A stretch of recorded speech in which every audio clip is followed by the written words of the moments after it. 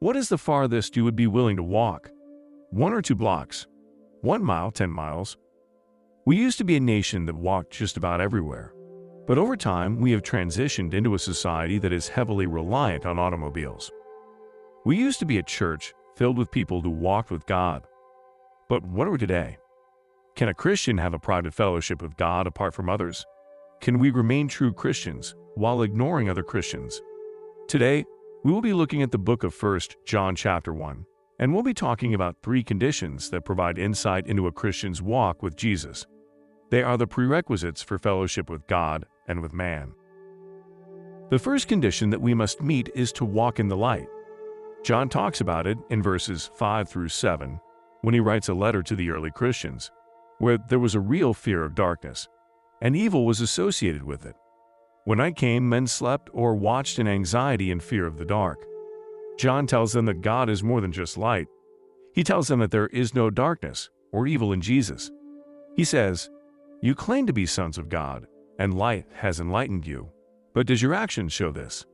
Maybe it wasn't just fear of the dark or superstition back in biblical times, because in the early days of the invention of electricity, there were energy shortages in our country. When the cities turned off the street lights, the crime rate rose considerably in those cities.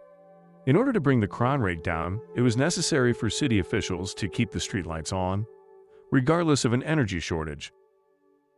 As Christians living in modern times, we need to ask ourselves the same questions that John asked of the early Christians. How is it possible for us to claim that we have a relationship with God, who is light, but we let evil and darkness into our daily lives? Some of our behaviors, our words, and our attitudes are more indicative of darkness than they are of light. In verse 7, John tells us that we need to walk with one another. He was writing to enlightened Christians. His use of the personal pronoun "we" shows that he included himself as one of their fellowship. He tells us that all Christians are to have fellowship with one another. It is theoretically possible to have fellowship with God and not with man, just as John had to on the Isle of Patmos, but he longed for the day he could fellowship with man again. It would be inconceivable to the Christians of the New Testament that Christians would ever voluntarily live in isolation apart from one another. But this happens all the time in the modern church. When we fail the test of fellowship, we have caused disruption to the well-being of the church. Our walk with Jesus is in part based upon our walk with our brothers and sisters in Christ. And finally, we need to walk in forgiveness.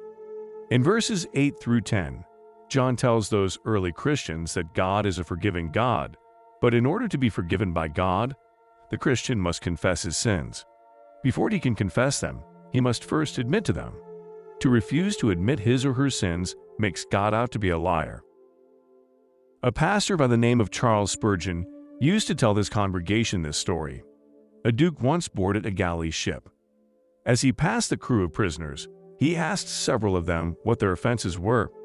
Almost every man claimed he was innocent. They laid the blame on someone else or accused the judge of yielding to bribery. One young man, however, spoke out, "Sir, I deserve to be here. I stole some money. No one is at fault but myself. I'm guilty." Upon hearing this, the duke seized him by the shoulder and shouted, "You scoundrel, what are you doing here with all these honest men? Get out of their company at once." He was then set at liberty while the rest were left to tug at the oars. The key to the prisoner's freedom was the admission of his guilt. It is shocking to see how many people in this day and age do not consider it necessary to confess their sins. A great number of people are completely in denial that they are guilty of sin. To deny that we have sinned is to accuse God of being a liar. In my opinion, "Please forgive me" is the most difficult phrase in the English language to utter. Nevertheless, if we are going to walk with Jesus in this life and throughout eternity, it is of the utmost importance that we do so.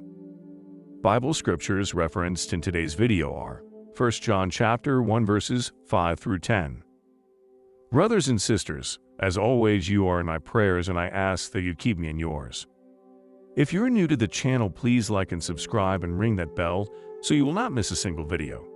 If you enjoy the videos, please share it so that God's messages will continue to reach others. Have a blessed day.